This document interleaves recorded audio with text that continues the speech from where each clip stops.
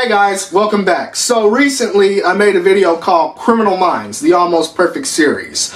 If you haven't seen it, you should go check it out. I covered a lot in that video, but there was a lot that I wanted to talk about that I didn't get to. So that's what this video is going to be about. Let's just dive right in.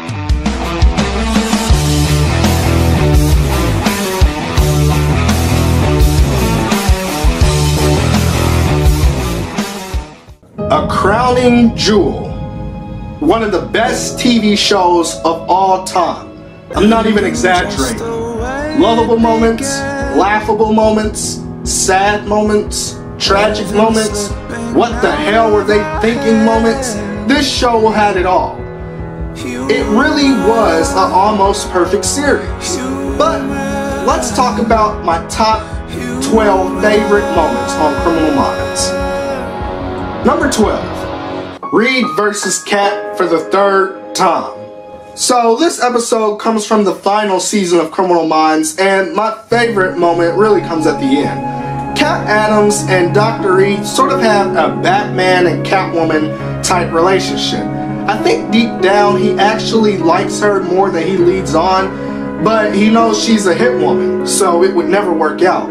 But my favorite part on this episode is when we find out Reed's girlfriend Max was working with the team all along.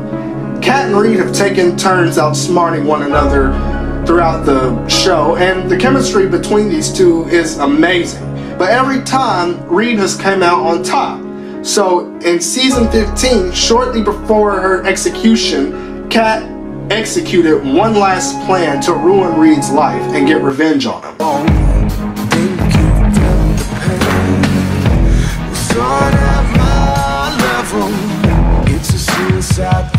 Don't wait up.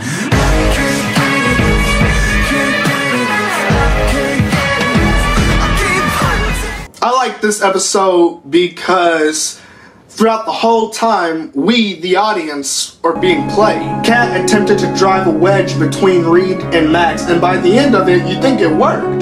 But then at the end, we find out that this whole time, the team outsmarted Cat.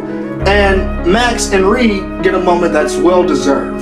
Throughout this show, Reed has had a tremendous character arc. You really are proud of the person he becomes by the end of the series. From being tortured and becoming a drug addict, to losing people he loves like Maeve or Jason Gideon, then going to prison out of everything that Spencer Reed has been through. It's so wonderful to see him have a happiness in his life. And I enjoyed the twist we got at the end of that episode.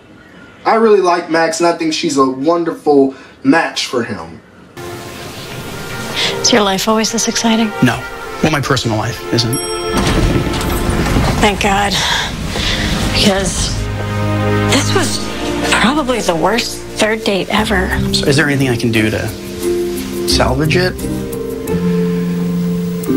There may be one thing.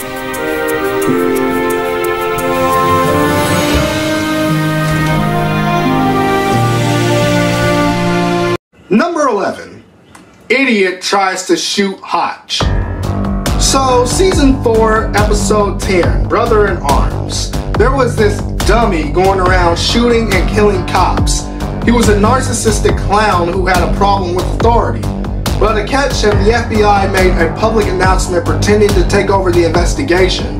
So now the unsub saw the FBI as the ultimate authority. And he figures he's gonna kill the unit chief, Aaron Hotchner. He figures he's gonna shoot Hotch right outside of a police station of all places. This dude is dumb as a doorknob. And it really doesn't go well for him at all. I really enjoyed how this scene played out.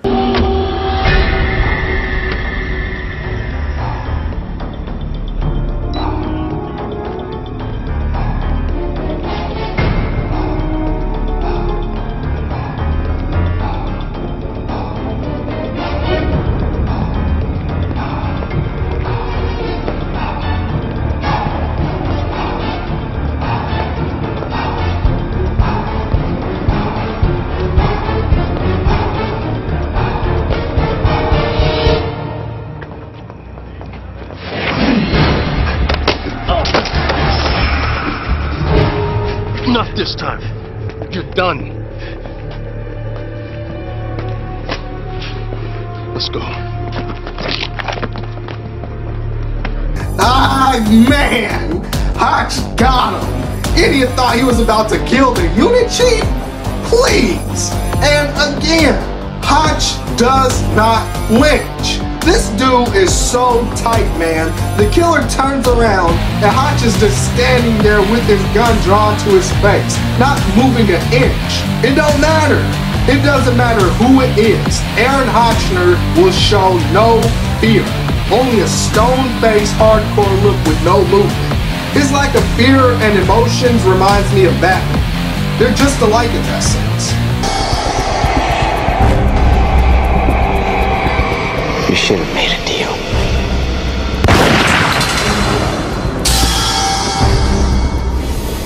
Is this part of my profile? You can't show me fear. If you don't see fear, maybe it's because I'm not afraid of you.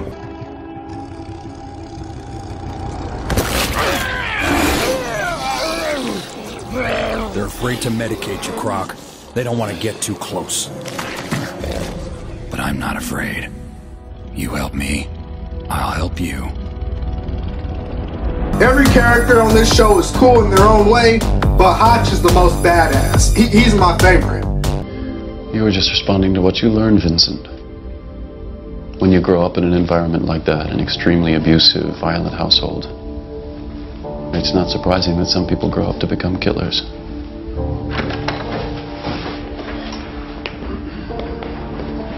Some people? What's that? You said some people grow up to become killers.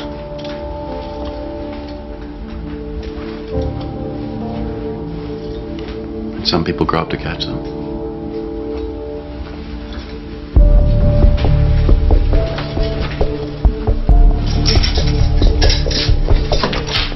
Number 10. Gideon makes fun of the footpath killer. Oh man, I'm taking this one all the way back to the beginning of Criminal Minds. Wow, Jason Gideon, what can I say about him? He is my second favorite character on this show. Agent Gideon in many ways is damned by his profound knowledge of others, which is why in the first 2 seasons he shares so little about himself, yet he pours his heart into every case the BAU handles. You know, in the first episode of Criminal Minds, when we're introduced to Jason Gideon, we see him giving a lecture on the footpath killer. Well, after that, the rest of the episode plays out, and it has nothing to do with the footpath killer until the end when Gideon stops for gas. Have a nice day.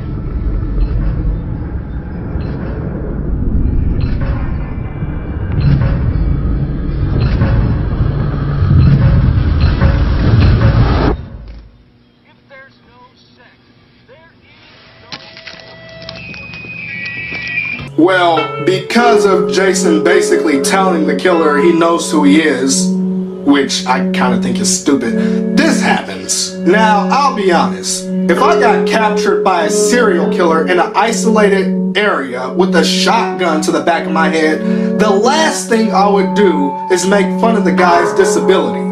But Gideon was straight up clowning on this dude. I didn't know you could count. Our profile said you'd be too stupid. We also said you'd be a chronic bedwetter.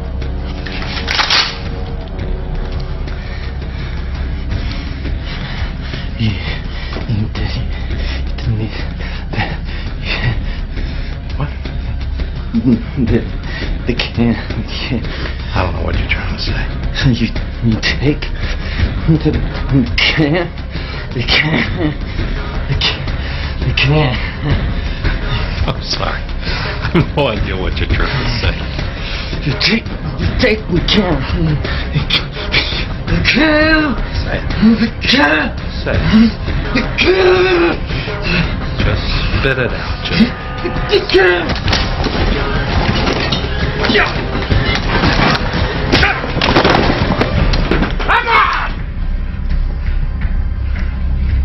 The savagery that these characters bring to the show are uncanny at times. As far as a TV show just starting out, Jason Gideon made it quite clear from the beginning that he was here to play. I know all about you, Tim.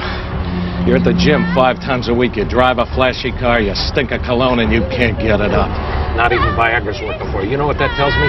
That tells me you are hopelessly compensating. It's not just in your head. It is physical. What'd the girls call you in high school? What'd they come up with when you fumbled your way into some girl's pants and she started laughing when she got a good look at just how little you had to offer? Shut up! Short stack, very little. Bongo! I got it. Tiny Tim.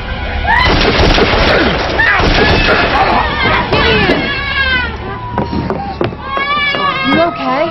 I'm fine. Go look after the girl. Number 9. JJ gets married. So this moment was bittersweet. It was the season finale of season 7. One thing that this series is really good at is making great season finales. The 2-part season finale of season 7 is one of my favorite episodes of Criminal Minds. One of those reasons being because of JJ's badass fight scene with the Queen of Diamonds. But after all the shebangness, it's nice to get a great sweet moment like this.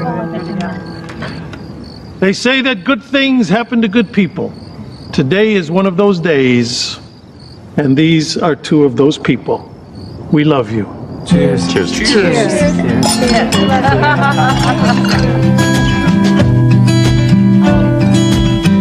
This is a family show, and it matters because these characters matter. There were so many details that just made this 2-part episode about the team and not the unsubs. From the wedding to all the characters happy spending time with one another to the revealed relationship between Rossi and Strauss, it was just filled with small moments of intimacy and greatness. I haven't had a chance to speak with you. I sort of hit the ground running. It took a lot of courage to confront me about my drinking. You changed my life. Thank you.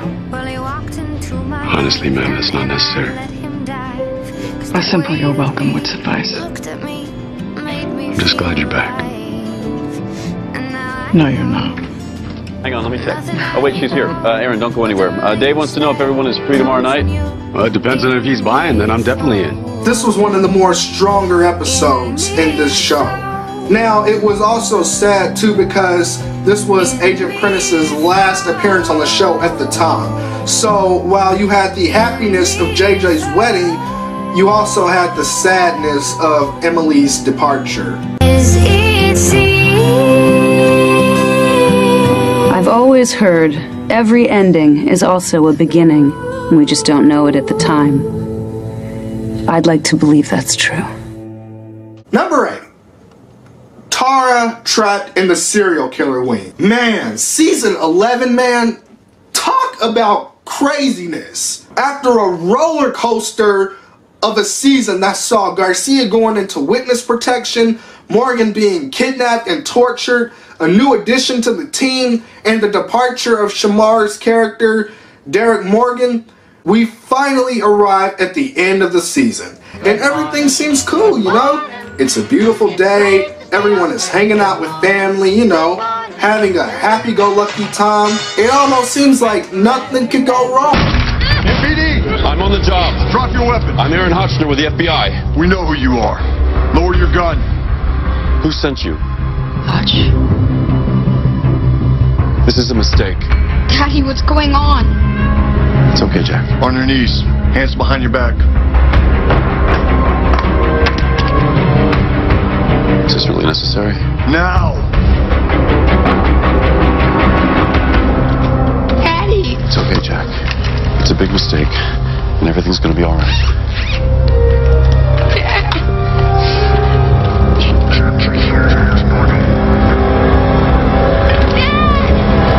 Season 11 of Criminal Minds pulled no punches, and this episode is no exception.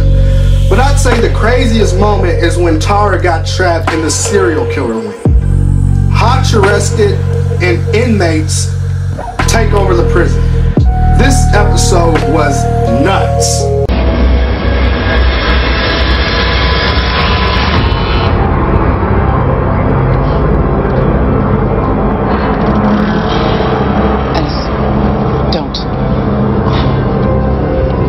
I've dreamed of this, Tara.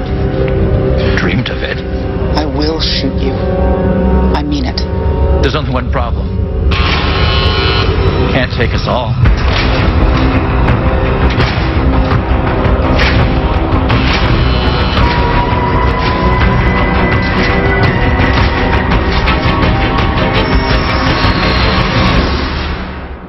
That moment was cringy because you never know with Criminal Minds. This could have been the end of Tara.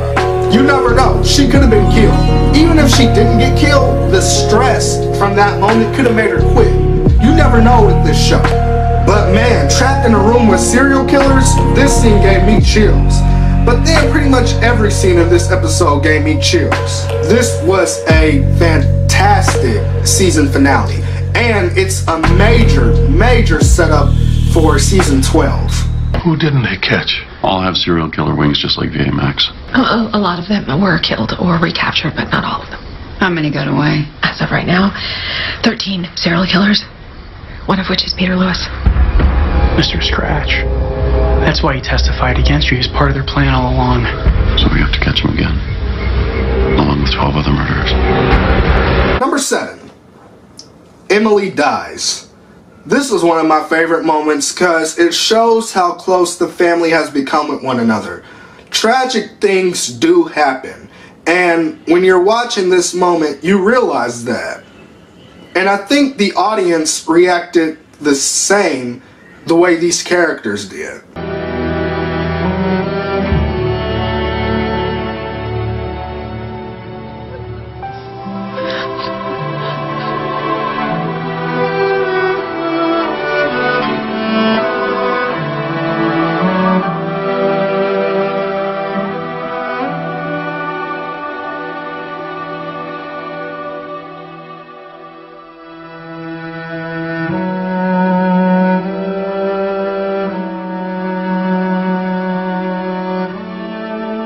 Agent Prentice's arc over the course of this show was very unique. I liked her from the start. You know, she came in on the heels of Elle Greenway leaving, and I thought she was a way better character than Elle Greenway.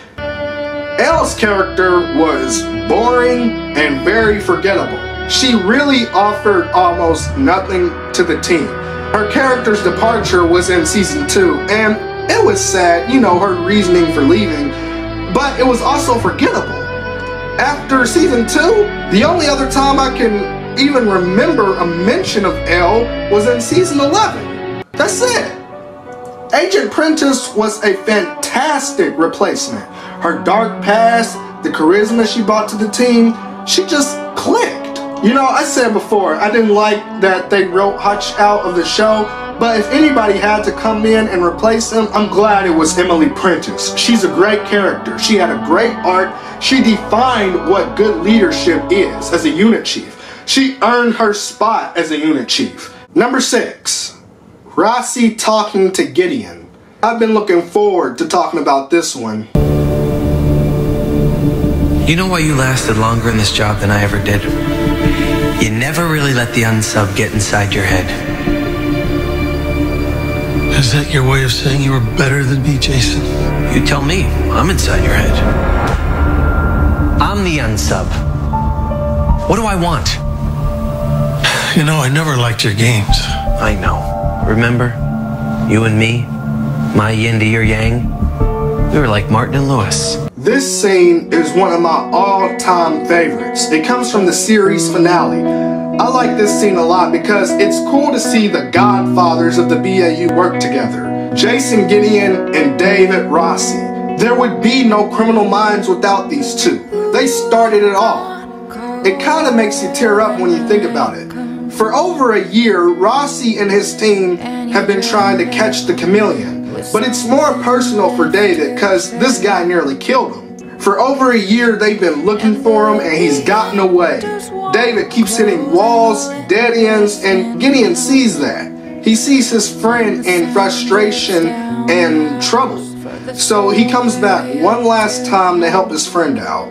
Everett Lynch didn't kill you because he looked in your eyes and saw something of his father.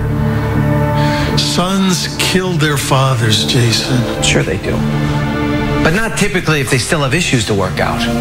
Lynch's dad is dead. His name was Douglas Moore. He was an insurance man.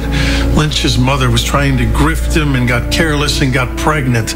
The guy drowned in a boating accident. I love this scene. Now, I'll admit, I do wish it was the older version of Gideon, the one that we've all come to know and love from seasons 1 through 3. But Ben Savage absolutely nailed his portrayal of the young version of Jason Gideon. Absolutely nailed it. The way he talks, the way he dresses, he looks like the young version of Jason, you know? I do wish it was Mandy Patinkin, though, but Jason Gideon is Jason Gideon. You know, if my mom had a dream where she was talking to me, whether I was 19 or 25, Jeremiah is still Jeremiah. It's so cool to see these two together. And it's nice that they pay homage to Gideon's character one last time for the end of the show. Oh, look, the Moore story checked out. Unless Roberta lied to me.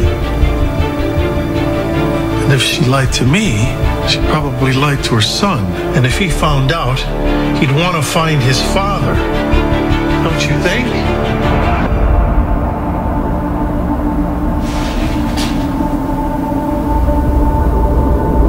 Number 5.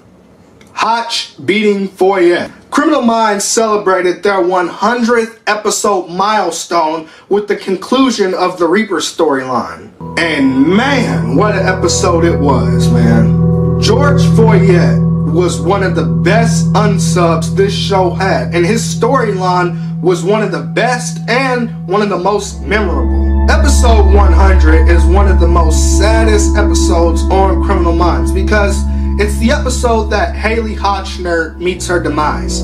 The whole cell phone conversation with Aaron and his wife while the Reaper is sitting there is the most intense thing I've ever seen in a television show. This whole episode keeps you on the edge of your seat, but this moment is just so galvanizing. I don't care who you are. It's impossible to watch this whole scene and not feel emotional. You'll hurry, right? I know you didn't sign on for this. Neither did you. I'm sorry for everything. Promise me that you will tell him how we met and how you used to make me laugh. Haley.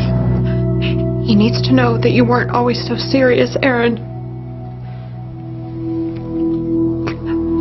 I want him to believe in love because it is the most important thing. But you need to show him. Promise me. I promise.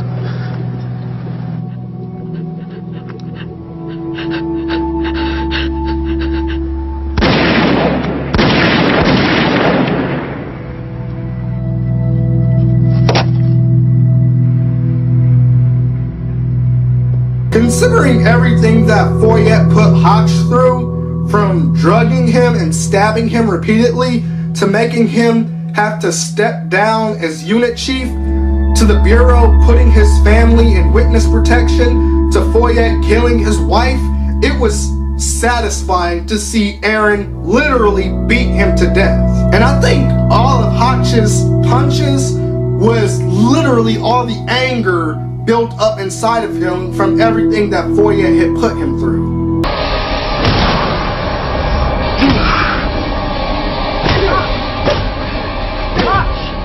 Hotch! He's dead! Hotch, stop! Come on, stop! It's over! It's over. It's okay, it's over, man.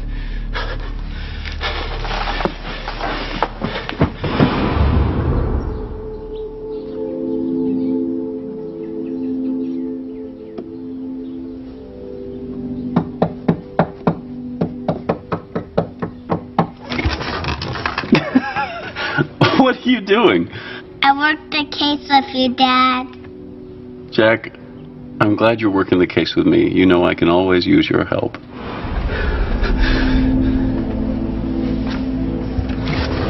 I worked the case, Daddy, just like you said.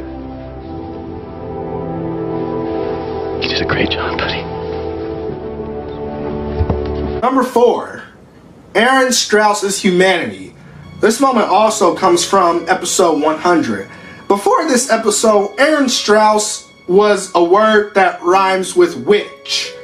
I did not like this woman at all. She was manipulative, she was naive even. I just didn't like her.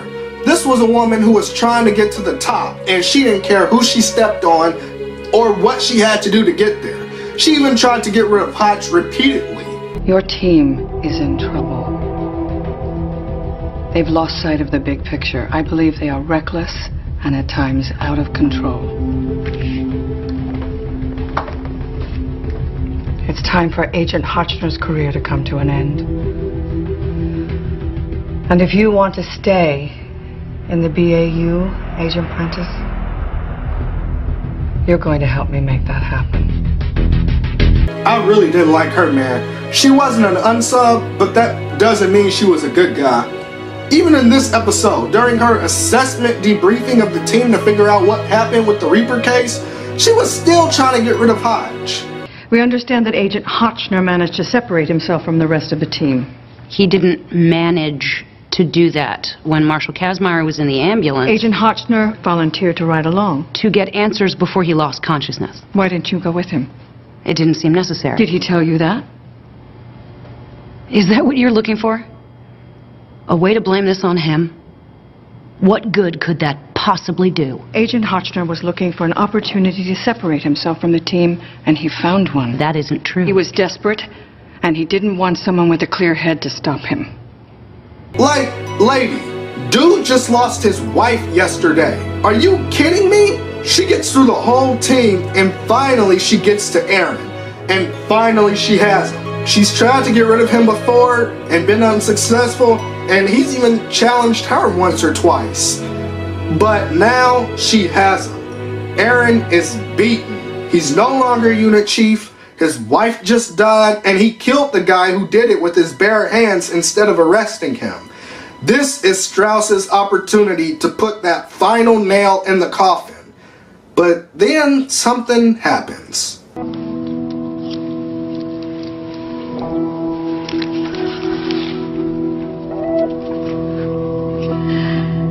She died fairly quickly.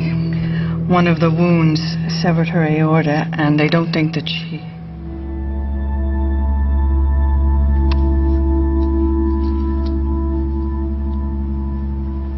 And they don't think she suffered much. Agent Hotchner, what do you think would have happened if George Foyette had gotten up from that floor? If you didn't kill him? I don't have to think. I know that he would have tried to kill my son, too. That's good enough for me. She couldn't do it. She couldn't bring herself to do it. And from that moment onward, she became what I would say human. She became a really likable character. I can honestly say I like Chief Strauss. She's the kind of character that grows on you. I really enjoyed her in this show a lot. She goes from this irritating old hag to sort of a protector of the team. She even had their back on more than one occasion, and she had a great character arc. And I think just as we cared for her, she cared for the members of this team. You're coming, aren't you? Just as a precaution, this team tends to go rogue when loved ones are involved. Number 3. Sometimes the day just ends. This is a quote that comes from Hotch at the end of season 4. The 2-hour season finale episode, To Hell and Back, is one of my favorite episodes. It is so creepy. A case that's too twisted to only be solved in one episode, this 2-part story was inspired by real-life serial killer Robert Pickton. And this story is twisted, man. I'm talking Texas Chainsaw Massacre type twisted. Picture this. A mentally challenged psycho with not enough brains and too much brawn kidnapping prostitutes and drug addicts, taking them to a pig farm, experimenting on them, and killing them in gruesome, gruesome ways. And they have over 80 victims. Did you bring the case files? I got 35 open missings. That's all. That's not enough. 89 pairs. 89. So far. God. I don't think God's been out here in a long time. This story is so twisted. That's the best way I can describe it. And I said they had over 80 victims. The final reveal of where all the bodies went is sure to make your stomach turn. These are... they belong to victims? Possibly. Why just the shoes? Where are the bodies? I don't think there's going to be any bodies, guys. Pigs are omnivores. They'll eat anything. By anything, I mean anything.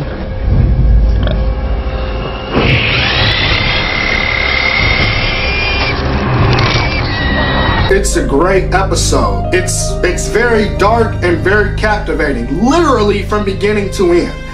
And in the end, their victory isn't even really nothing to celebrate. And this is where Hotch's quote comes in, which is also a setup for season 5. Sometimes there are no words, no clever quotes to neatly sum up what's happened that day. Sometimes you do everything right, everything exactly right, and still you feel like you failed. Did it need to end that way? Could something have been done to prevent the tragedy in the first place? "89 murders at the pig farm. The deaths of Mason and Lucas Turner make 91 lives snuffed out. Kelly Shane will go home and try to recover, to reconnect with her family, but she'll never be a child again. William Hightower, who gave his leg for his country, gave the rest of himself to avenge his sister's murder. That makes 93 lives forever altered. Not counting family and friends in a small town in Sarnia, Ontario, who thought monsters didn't exist until they learned that they spent their lives with one. And what about my team? How many more times will they be able to look into the abyss? How many more times before they won't ever recover the pieces of themselves that this job takes? Number 2, Linda Barnes gets fired. Oh my goodness. I actually think I speak for every Criminal Minds fan when I say I hated Linda Barnes. Absolutely detested that hag 100%. If she got killed by an unsub, I would shake the killer's hand for his service and thank him for the favor. I don't know who's worse, Dolores Umbridge from Harry Potter or Assistant Director Barnes. Everything about her character is disgusting. She's one of those people who is a boss. And I mean, she's second in command of the Federal Bureau of Investigation. And she's new, trying to come in and change stuff. I don't like bosses like that. They do exist in real life. You have employees at a job who've been there for like 10 to 15 years. They know everything. This is how everything's been done. Then you have a new guy who is the manager, and he just comes in and he starts changing everything. And it's like, dude, who are you? Who are you? You can't do that.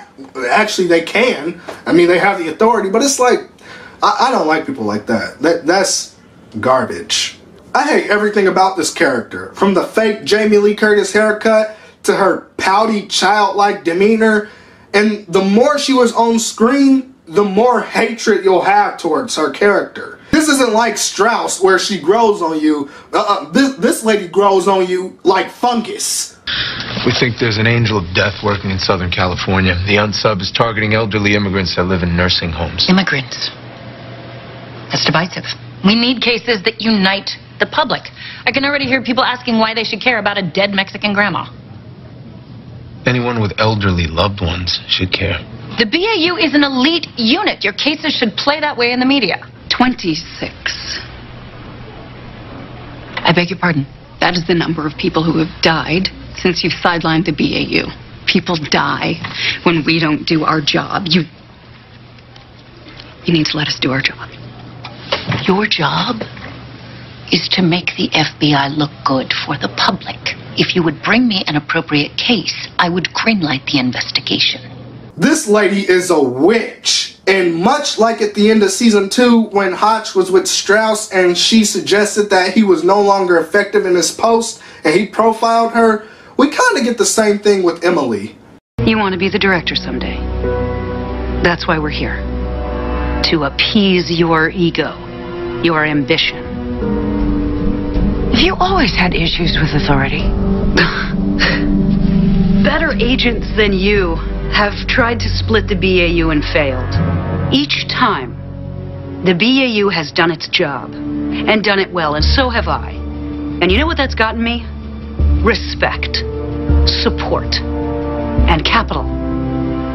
So whatever game it is you're trying to play here, I want no part of it. Prentice gave it to that goblin goober, and really, she wasn't the only one. Like I said, I hated Barnes. She fired Rossi, reassigned Reed and Tara, demoted Prentice. She took over like Umbridge taking over Hogwarts. So it was finally satisfying and enjoyable to see her get reprimanded by the senator for her actions. When I return to the Senate, I will personally ensure that the BAU is funded and staffed to full capacity. And in the meantime, don't you think Agent Prentice should be reinstated as unit chief? Consider it done. Senator, does this mean I have hiring authority? Within reason? I'm only asking because Assistant Director Barnes terminated Agent Giroux when she asked questions about the Tracy Ferguson case. That was the case that allowed us to identify the sunset.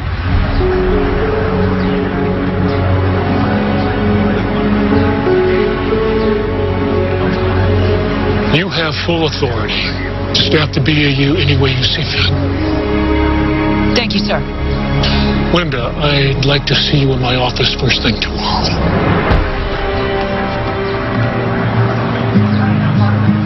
When you feel like you feel tired. The final episode of Linda Barnes' reign was great because Barnes got reprimanded and the team got back together. I wish I could have been there to see Barnes' face when the senator showed up. I thought she was going to melt like the Wicked Witch of the West when he said Prentice could hire whoever she wants. You think she'll back off for good? The director called me. He said Barnes was told to keep her hands off the BAU. And so, we live to fight another day. Ladies and gentlemen, we're back.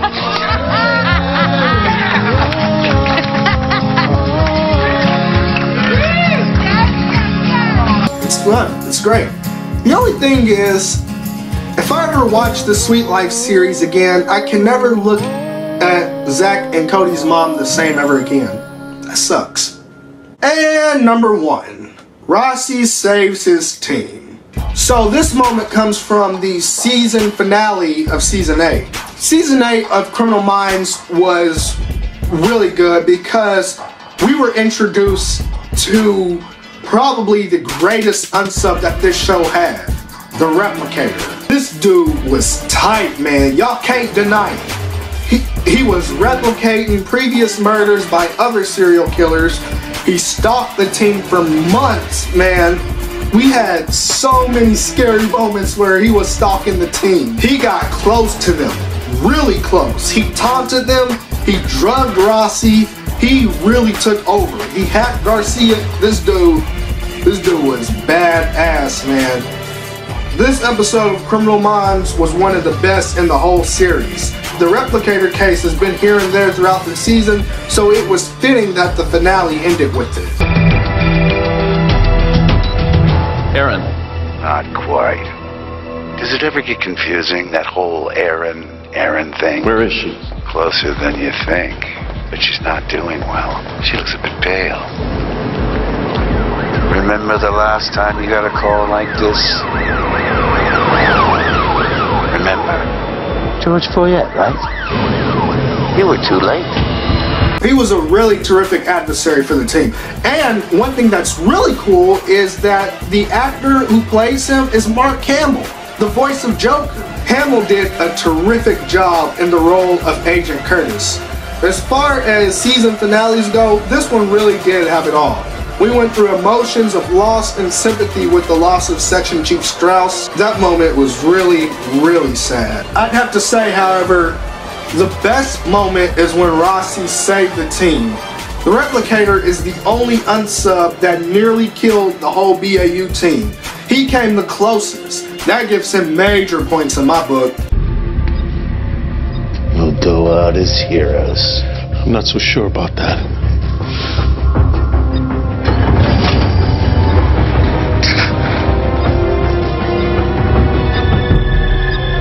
Sug's way.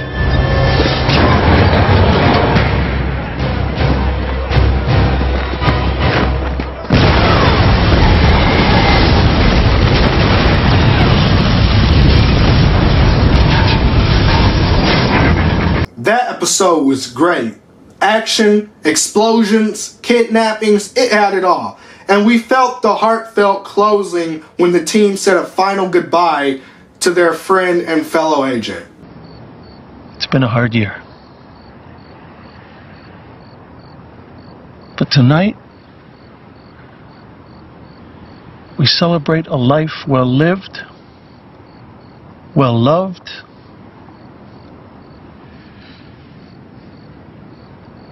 to a good woman, an even better mother, to our friend.